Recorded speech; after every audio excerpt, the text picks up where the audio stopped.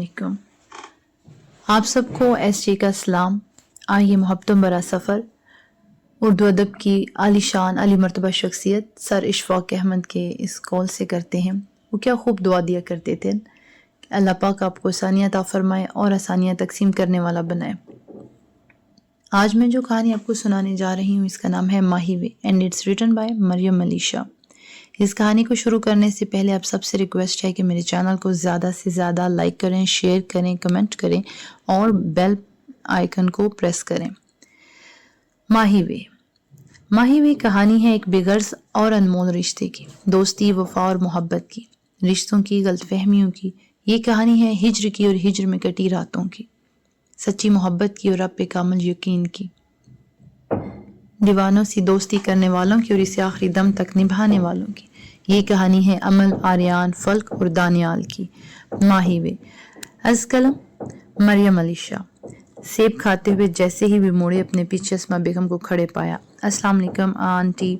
मुंह में सेब होने की वजह से इससे सही से बोला भी नहीं गया। वालेकुम अस्सलाम बेटा, अस्मा बेगम ने मुस्कुराहट दबाते हुए कहा, क्योंकि जिस हालत में वो खड़ी थी अस्मा बेगम के लिए अपनी मुस्कुराहट जब्त करना बहुत मुश्किल काम था।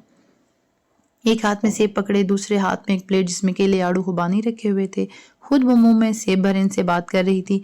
आंटी, आपकी नकम्मी औलाद की मुर्दों से शर्त खत्म हुई कि नहीं? सेब का टुकड़ा खल्क से नीचे करते हुए इसने हंसकर अस्मा बेगम से दरियाफ्त किया। इसका इशारा समझते ही अस्मा बेगम मुस्कुरा उठी। हाँ नहीं बेटा, अभी नहीं उठे वो लोग, तुम बैठो और आराम से खाओ, मैं उन्हें जगाती हूँ। अस्मा बेगम ने मोहब्बत भरे लहजे में कहा। नहीं आंटी, आप क्यों जाएंगी? ये नहीं, काम तो मैं खुद करूंगी, बस ये थोड़े से फ्रूट्स खा लूँ। वो ये कहकर दोबारा से सेब खाने लगी।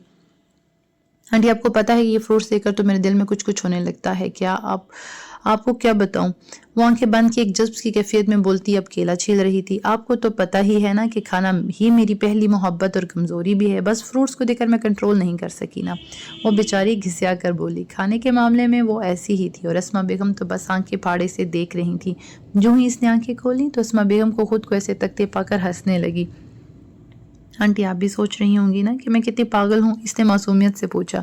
अस्मा बेगम को इसकी इस मासूमियत पर हंसी आई। ऐसा नहीं था कि अस्मा बेगम ने इसके खाने से मोहब्बत पर आगाह नहीं थी, बस वो इसकी हद दर्जा दीवानगी आज देख रही थी। बेटा तुम खाओ, अपना ही तो घर है तुम्हारा। अस्मा बेगम ने प्यार से इसके गाल पर चुटकी काटी। जी आंटी, वो इंतहाई सादतमंदी से बोली। अच्छा आंटी, मैं जरा इनको जगा कर आती हूँ। शेल्फ पर खाली प्लेट रखते हुए शैतानी मुस्कुराहट चेहरे पर सजाए इनके कमरे की तरफ चल दी। अस्मा बेगम ने मुस्कुराकर सर झटका और अपने काम में मसरूफ हो गई। राहदारी अबूर करती वो सीढ़ियाँ चढ़ने लगी। राहदारी में दाएं बाएं जानब कमरे थे, दरमियान में एक बड़ा हाल था जिसे बहुत ही महंगे फर्नीचर से आरास्ता किया गया था। ये घर डिफेंस के बाकी घरों की तरह बहुत खूबसूरत था। सीटी की धुन बजाते वो मतलूबा कमरे के दरवाजे पर पहुंच कर रुकी। इस कमरे से अगले कमरे के दरवाजे को एक नजर देखा और धड़ से दरवाजा खोलते हुए अंदर दाखिल हुई। कमरे के वस्त में एक डबल बेड पड़ा था और बेड के दाएं जानब एक कदावर खिड़की थी जिस पर भारी बर्तन गिरे हुए थे। बाएं जानब एक ड्रेसिंग टेबल था जिस पर मुख्तलिफ ब्रांड्स के परफ्यूम, मेकअप और लोशन पड़े थे। कमरे में 2 दरवाजे थे, एक स्टडी का और दूसरा वॉकिंग क्लोजेट का।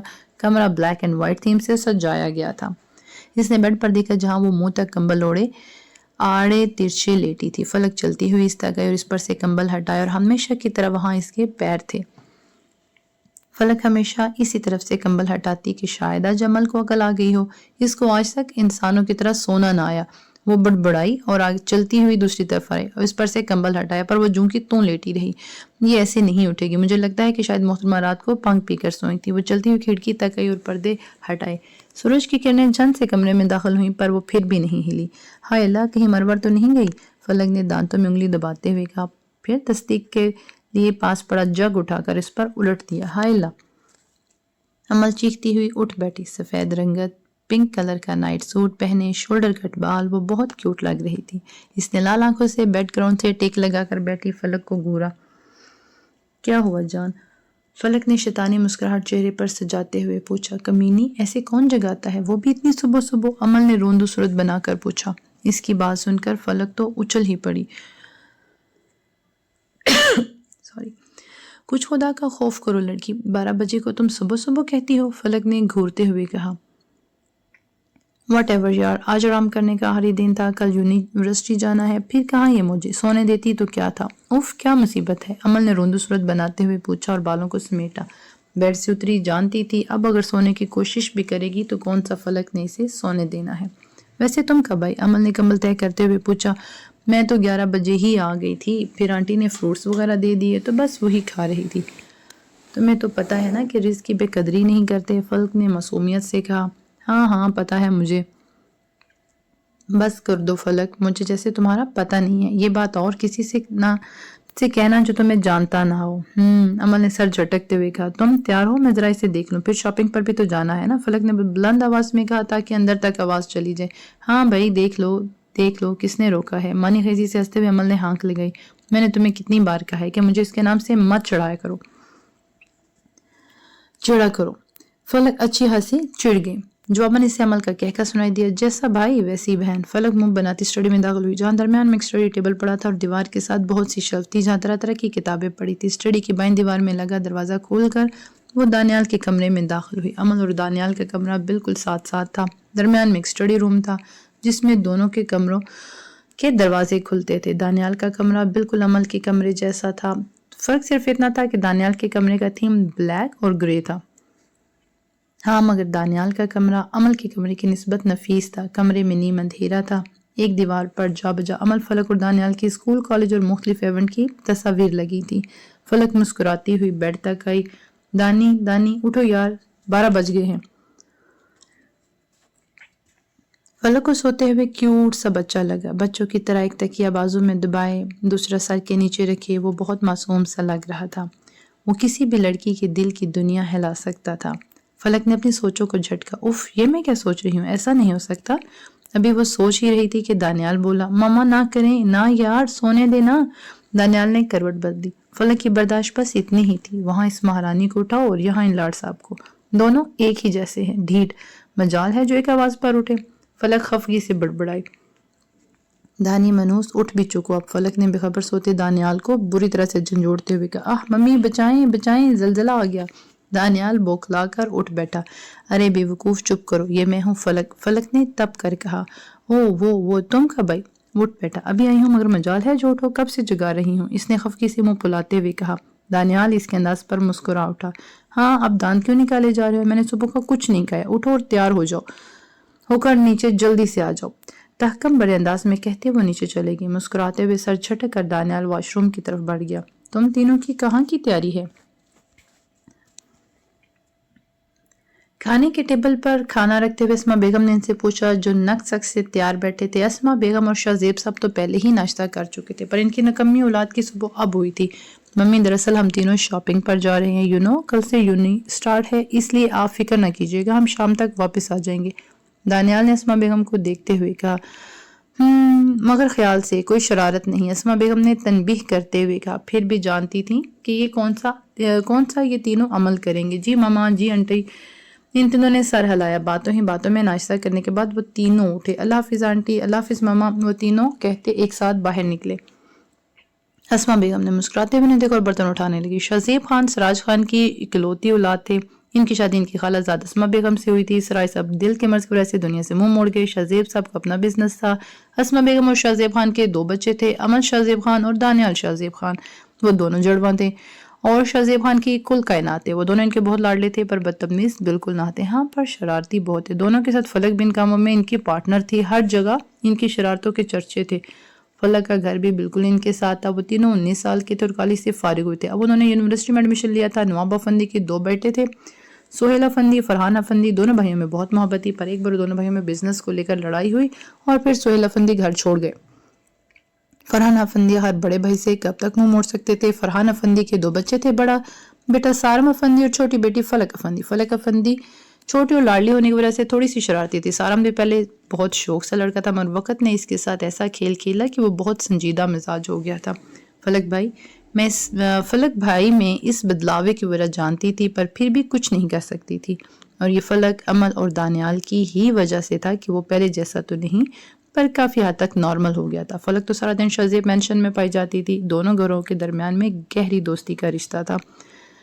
گاڑی میں ایڈی شیرن کا گانا I'm in love with the shape of you پورے زور و شور سے چل رہا تھا۔ کھڑکیاں کھول لے، عمل فلک دونوں کھڑکیوں سے باہر نکلی، جھوم رہی تھی۔ ارد گرد سے گزرتے منچلے بھی ان پر فکرے کس رہے تھے، مگر انہیں سب کی عادت تھی سو وہ بے نیاز بنی ہوئی تھی۔ تم دونوں اپنا منہ اندر کرو گی یا نہیں؟ دانیال سخت جھنجھلایا ہوا تھا۔ اس وقت وہ تینوں ایک جیسے کپڑے پہنے ہوئے تھے، اسکائی بلو چیک والی شرٹس اور ڈارک بلو جینز۔ کیا ہے یار دانی، حد کرتے ہو، انجوائے تو کرنے دیا کرو نا، فلک نے چڑ کر کہا۔ ابھی فلک بول ہی رہی تھی کہ پاس سے گزرتے ایک لڑکے نے دان دکھاتے ہوئے ہانک لگائی۔ او ہو لاہور دیاں کڑیاں، ہائے قربان لالے دی جان۔ فلک اور عمل کو تو اس کے دان دے کر ہی کراہت ہونے لگی تھی، اور وہ بیچارہ جو قربان جا رہا تھا گاڑی کے شیشے بند ہوتے ہی مایوس ہو گیا۔ دیکھا، میں بولے جا رہا تھا کہ اندر آؤ، پر نہیں۔ اور محترمہ فلک، قربان لالے دی جان، دانیال نے کہکا لگاتے ہوئے کہا۔ اچھا دانی دفع کرو اور گاڑی تیز چلاؤ نا پلیز، عمل نے منت آمیز لہجے میں کہا، جبکہ فلک کو تو دانیال کی اس طرح بولنے پر آگ ہی لگ گئی۔ سمجھتا پتہ نہیں کیا ہے خود کو، ہے کیا پورا چول، بدتمیز امریکن بندر۔ فلک زیر لب بڑبڑائی اور ناک سکوڑا۔ کیا بولا تم نے مجھے؟ بیک مرر میں دانیال نے آنکھیں دکھاتے ہوئے پوچھا۔ تم سے مطلب میری مرضی، جو بولوں، فلک نے تپ کر جواب دیا۔ او بس کرو تم دونوں، میں بھی ہوں تم لوگوں کے ساتھ، جب دیکھو لڑتے رہتے ہو تم دونوں۔ عمل نے تنگ آ کر کہا، میں نہیں لڑتی بڑتی، تمہارا بھائی خود شروع کرتا ہے۔ فلک نے غصے سے کہا، کیا مطلب ہے تمہارا؟ ہاں میں، یعنی کہ میں شروع کرتا ہوں؟ تو شاید میں ہی شروع کرتا ہوں گا، کندھے چکاتے دانیال نے معصومیت سے کہا۔ اوف دانی تم چپ رہو، عمل نے دانیال کو گھورتے ہوئے وارننگ دی۔ اچھا سوری، بس کرو گڑیا، اور پورے 10 منٹ بڑا ہوں تم سے، آپ بولا کرو مجھے، کیا تم لگی رہتی ہو؟ دانیال نے بظاہر سنجیدگی دکھاتے ہوئے کہا۔ عمل اور فلک تو اس کے گڑیا کہنے پر ہنس ہنس کر لوٹ پوٹ ہو گئی۔ اور وہ آپ تو میں ان کو بھی نہ کہوں۔ عمل نے اپنی شرٹ کا کالر میں منہ چھپا کر شرمانے کی ناکام اداکاری کرتے ہوئے، بس کرو چھوئی موئی، شرمانا تو دیکھو اس کا، فلک نے دانیال کو دیکھتے ہوئے کہا، اور دونوں ہنسنے لگے۔ یہی تو تھی ان کی دوستی، اب لڑ رہے ہیں اور اگلے ہی لمحے وہ ہنس رہے ہوتے۔ وہ تینوں اس وقت جینٹس کے سائڈ پر کھڑے کپڑے خرید رہے تھے۔ یار دانی تم پر یہ شرٹ بہت سوٹ کر رہی ہے، عمل نے ستائشی انداز میں کہا۔ واقعی خاکی رنگ کی وہ شرٹ بہت خوبصورت تھی۔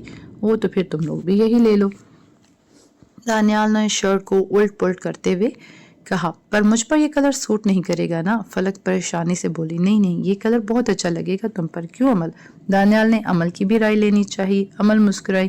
ہاں فلک تم پر سوٹ کرے گا یہ کلر، اور مجھے بھی شرٹ اچھی لگ رہی ہے، عمل نے کہا۔ وہ تینوں ہمیشہ ایک ساتھ اور ایک جیسی ہی شاپنگ کرتے تھے اور ہمیشہ ایک جیسے کپڑے ہی پہنتے تھے، اور اسی وجہ سے وہ اکثر بہت سی پارٹیز اور تہواروں میں بہت سے لوگوں کی توجہ کا مرکز بھی ہوتے تھے۔ ایک تو تینوں ہی خوبصورت، جو ایک دفعہ دیکھنے والے کو دوسری بار دیکھنے پر مجبور کرتے، اور دوسرا ان کی ڈریسنگ سینس بھی کمال کی تھی۔ اچھا چلو پھر لے لوں تینوں کی، دانیال بولا۔ ہاں پیک کرواؤ، ہم دوسری شاپ پر جا رہی ہیں، عمل اور فلک دانیال کو بتا کر نکل گئیں۔ عمل اور فلک الگ الگ ریکس کی طرف بڑھ گئیں۔ عمل شرٹس دیکھ رہی تھی کہ کوئی آ کر اسے زور سے ٹکرایا۔ صاف پتہ چل رہا تھا کہ یہ سب جان بوجھ کر کیا گیا ہے، کیونکہ جس طرح عمل سب سے الگ ریک کے بالکل ساتھ کھڑی تھی، وہاں کسی کا بھی ٹکرانا ناممکن تھا۔ بروقت دیوار کا سہارا لے کر عمل نے خود کو گرنے سے بچایا۔ وہ سوری بیوٹیفل، فہد قریشی نے معذرت کرتے ہوئے کہا۔ بائی دا وے آپ پر یہ کلر بہت سوٹ کر رہا ہے بیوٹیفل لیڈی، فہد نے شرارت سے ہنستے ہوئے کہا۔ ایسا ہی تھا، وہ ہر راہ چلتی خوبصورت لڑکی کو چھیڑنا اس کا فرض تھا۔ فہد کے شرارت سے دیکھنے کا انداز عمل کو سخت ناگوار گزرا۔ اس کے پیچھے اس کے دوستوں میں بھی بے ڈھنگے انداز میں کہکے لگائے۔ اسٹاپ دس نانسنس، اچھے سے جانتی ہوں میں تم جیسے لڑکوں کو، پہلے جان بوجھ کر ٹکراتے ہو، پھر لائن مار کر ڈیٹ پر لے جاتے ہو، مگر میں ان لڑکیوں جیسی نہیں ہوں۔ میں عمل شاذیب خان ہوں، جو اپنے مقابل کو ناکو چنے چبوا دیتی ہوں۔ تم ہو کیا چیز میرے سامنے؟ عمل نے تب کر کہا۔ وہ اس نام پر چونکا، پھر سر جھٹکا۔ واہ، آپ تو ڈیٹ تک بھی پہنچ گئیں۔ چلیں آج رات پھر میں بھی فری ہی ہوں، تو ڈیٹ کے بارے میں کیا خیال ہے آپ کا؟ فہد نے ہنستے ہوئے کہا۔ Shut up you bastard. عمل سے مزید برداشت نہ ہوا تو فہد کی کال پر ایک زوردار تماچا رسید کیا۔ فہد کا چہرہ ضبط کے باعث لال ہو گیا، اس لیے اس نے منہ دوسری طرف کر لیا۔ فہد کے دوستوں کی بتیسی بھی اندر چلی گئی۔ فہد نے چہرہ عمل کی طرف موڑا، اور ایک دفعہ تو عمل اس کا لال چہرہ دیکھ کر خوف زدہ ہو گئی، مگر اگلے ہی لمحے خود کو کمپوز کیا۔ تم جانتی ہو تم نے کس کو تھپڑ مارا ہے؟ وہ آپ سے تم پر آیا، مذاق مہنگا پڑا تھا، وہ تو بس شرط لگا کر جیتنے آیا تھا۔ تمہیں خود کو اپنا نام نہیں پتا تو مجھے کیا پتا ہوگا؟ عمل نے اپنی ہی بات پر ہنستے ہوئے پوچھا۔ چپ کر جاؤ، میں تمہارا لحاظ کر رہا ہوں، ورنہ تم نے فہد قریشی کو تھپڑ مارا ہے، کسی کی اتنی ہمت نہیں کہ مجھ پر ہاتھ اٹھائے۔ پر دیکھو آج تو تم نے یہ غلطی کی ہے، آئندہ خیال رکھنا۔ اور دوسری بات، آئی لائک اٹ، مجھے ایسی لڑکیاں ہی پسند ہیں، فہد قریشی نے تپانے والی مسکراہٹ کے ساتھ کہا۔ امل کچھ کہنے ہی والی تھی، کتنے میں دانیال اور فلک بھی آ گئے۔ لوگوں کا جھرمٹ دیکھ کر دونوں ادھر ہی آ گئے، پر امل کو دیکھ کر دانیال کو اندازہ ہو گیا تھا کہ ضرور امل نے کوئی الٹی سیدھی حرکت کی ہوگی۔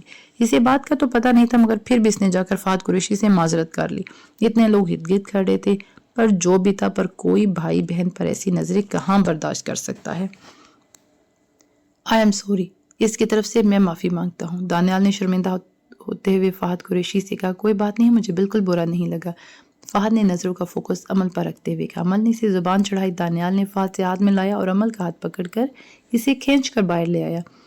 فلک بھی فہد کو ایک نظر دیکھتی باہر کو لپکی، غلطی اس کی تھی، تم نے سوری کیوں کی اس سے؟ ابھی دانیال کچھ بولتا، امل بولی، امل کوئی مذاق تھوڑی ہے یہ، میں ادھر ہی تھا نا، مجھے کہتی۔ دانیال خفگی سے بولو، چھوڑو یار، کلوز دس ٹاپک، اور منہ ٹھیک کرو اپنے۔ فلک نے ماحول کو ٹھنڈا کرنے کی کوشش کی۔ ہاں نا دانیال، اچھا آئندہ نہیں کروں گی نا، اب یہ مراسیوں والی شکل ٹھیک کرو، لوگ کیا کہیں گے؟ کتنی پیاری لڑکیاں اور ایک بندر کے ساتھ گھوم رہی ہیں، کیوں فلک؟ امل نے دانیال کو تپانے کے لیے آخر میں اپنی جینز کی پاکٹ میں موبائل اڑستی فلک کو بھی گھسیٹا۔ ہاں ہاں بالکل، اور مجھ سے کسی نے پوچھا تو میں بھی کہہ دوں گی کہ ڈرائیور ہے میرا۔ فلک بھی بھلا کیوں پیچھے رہتی، اور دانیال بیچارہ اتنی بے عزتی پر منہ کھولے انہیں دیکھ رہا تھا۔ چلو یہ منہ کیوں کھولا ہوا ہے، بند کر دو، نیرے چمپینزی لگ رہے ہو، اور جلدی سے کچھ کھلاؤ۔ وہ دونوں حکم دے کر چل پڑی، اور وہ بیچارہ بھی اپنی اتنی بے عزتی کروا کر ان کے پیچھے ہو لیا، پر فون کا کیمرہ کھول کر دیکھنا نہیں بھولا کہ کہیں سچ میں ہی ایسا نہ ہو۔ اوف یار، آج تو بہت تھک گئے، امل نے شاپنگ بیگ لانچ کے صوبے پر رکھتے ہوئے کہا۔ فلک بھی کافی تھک گئی تھی، وہ اسما بیگم سے مل کر گھر چلی گئی۔ بیٹا کھانا لگاؤں؟ اسما بیگم نے ان کے تھکے چہروں پر نظر ڈالتے ہوئے پوچھا۔ نہیں ماما، ہم کھا کر آئے ہیں، میں اپنے روم میں جا رہا ہوں، امل میری کافی لے آنا۔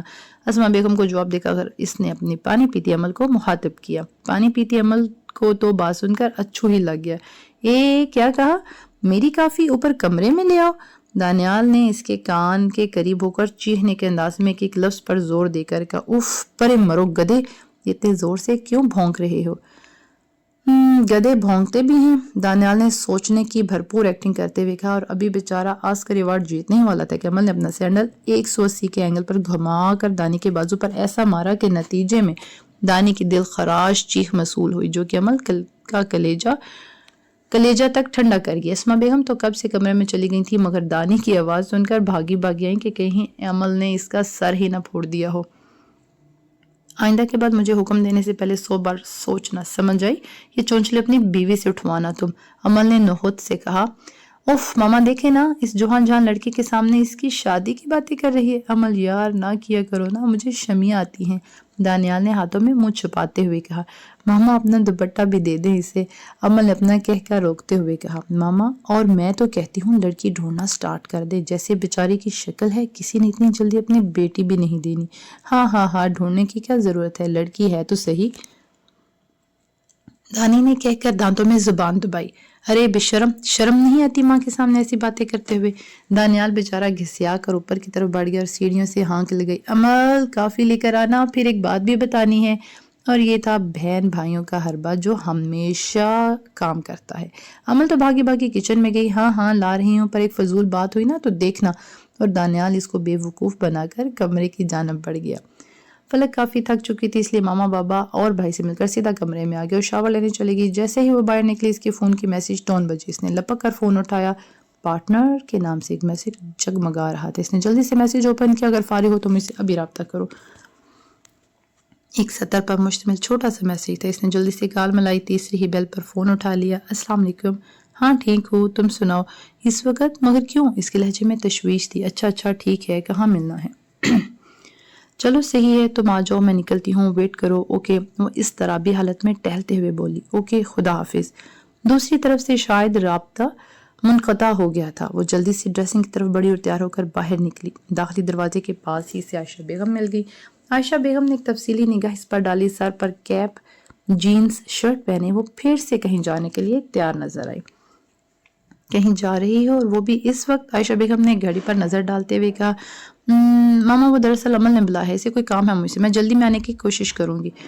اوکے بائے، بابا اور بھائی کو بتا دیجیے گا۔ وہ ان کے گال چومتی باہر کی طرف لپکی۔ اف، یہ لڑکی بھی نا۔ عائشہ بیگم سر جھٹکتے ہوئے اندر کی طرف بڑھی۔ تاریک سڑک کے کونے میں سے اسٹریٹ لائٹ کی روشنی میں گاڑی کھڑی نظر آئی۔ وہ جلدی سے گاڑی تک پہنچی اور دروازہ کھولتے گاڑی میں بیٹھی۔ السلام علیکم۔ وعلیکم السلام۔ پارک کی طرف چلوں یا کسی ہوٹل میں؟ سامنے والے نے مسکراتے ہوئے پوچھے، جیسے اس کا جواب جانتا ہو۔ آف کورس ہوٹل میں نے تمہاری وجہ سے جلدی میں کچھ کھایا بھی نہیں، اس نے منہ بگاڑتے ہوئے کہا۔ وہ ہنسا، جانتا تھا کہ فلک کا جواب یہی ہوگا۔ چلو، اچھا چلو، صحیح ہے، ویسے واقعی کچھ نہیں کھایا۔ مسکراہٹ ضبط کرتے ہوئے اس نے اسٹیئرنگ گھمایا۔ منہ توڑ دوں گی میں تمہارا، چپ کر کے بیٹھو۔ فلک ناراضگی سے بولی۔ وہ مسکراہٹ ضبط کر گیا۔ باقی راستہ خاموشی سے کٹا۔ پارکنگ کے بعد وہ ہوٹل میں چلے آئے۔ اچھا، ثبوت کیسے ملے تمہیں؟ فلک نے پی سی ہوٹل میں اس کے مقابل بیٹھتے ہوئے پوچھا۔ آفس گیا تھا میں ان کے، پھر ان کے کپڑوں پر مجھ سے چائے گر گئی۔ وہ صاف کرنے گئے تو بس لاکر پر ہاتھ صاف کیا۔ قسمت سے وہ کھلا ہی تھا، شاید کچھ نکال رہے تھے وہ۔ اس نے آنکھ دباتے ہوئے کہا، انداز محفوظ کن تھا۔ کیا کھاؤ گی؟ اس نے مینیو کارڈ دیکھتے ہوئے کہا، لاؤ میں خود کر لیتی ہوں آرڈر، تم اپنا کر لو پہلے۔ فلک نے کارڈ کھینچا۔ نہیں بھائی، میں تو کافی لوں گا، بس تم کھاؤ۔ اس نے کافی کا آرڈر دیتے ہوئے کہا، جیسے تمہاری مرضی۔ فلک نے کندھے اچکاتے ہوئے کہا۔ ویٹر کو آرڈر دینے کے بعد وہ اس کی طرف مڑی۔ اس فائل کی کاپی ہے؟ ہاں لایا ہوں، یہ لو، اسے تم اپنے پاس سنبھال کر رکھنا۔ اس نے تنبیہی انداز اپنایا۔ اس نے ایک نیلے رنگ کی فائل اس کی طرف بڑھائی۔ ٹھیک ہے، اللہ کرے سارے مسائل حل ہو جائیں اور سب پہلے جیسا ہو جائے۔ فائل پر نظر دھڑاتے ہوئے فلک نے کہا، امید تو ہے، باقی اللہ وارث۔ کافی کا کپ اٹھتے ہوئے وہ بولا، عالیہ بچو ٹھیک ہیں اور باقی سب؟ لزانیہ کھاتے ہوئے فلک نے اسی کی جانب دیکھتے ہوئے پوچھا۔ ہاں ٹھیک ہیں، تمہیں یاد کرتی ہیں بہت، اور اپنے انہوں کو بھی۔ بس اب تو سب ٹھیک ہو جائے گا۔ کافی کا سپ لیتے ہوئے اس نے کہا، امل اور دانیال کیسے ہیں؟ ٹھیک ہیں، کوک پیتے ہوئے فلک نے جواب دیا۔ تم نے ہمارے بارے میں دانیال کو بتایا ہے؟ سنجیدگی سے فلک کی جانب دیکھتے ہوئے اس نے پوچھا۔ نہیں، اور بتانا چاہتی بھی نہیں، فی الحال تو نہیں۔ فلک نے ٹیشو پیپر اٹھاتے ہوئے کہا، اچھا ہے، کسی کو مت بتانا، وگرنہ اگر یہ بات کھل گئی تو ہمارے لیے ہی مسئلہ ہوگا۔ کافی کا خالی مگ میز پر رکھتے ہوئے اس نے کہا، ایسی باتیں تو مت کرو نا، تمہیں پتا ہے نا تم کتنے اہم ہو میرے لیے۔ فلک نے نم لہجے میں کہا، اور میں کل رات میں ہی بابا سے بات کر لوں گی۔ فلک نے سنجیدگی سے کہا، ہاں میں بھی یہی چاہتا ہوں کہ سب کچھ جلدی ہو جائے۔ اس نے مسکراتے ہوئے کہا، اچھا چلو اب ہمیں چلنا چاہیے۔ اس نے مینیو کارڈ میں پیسے رکھتے ہوئے کہا، چلو۔ فلک بھی کرسی دھکیلتی ہوئی اٹھ کھڑی ہوئی۔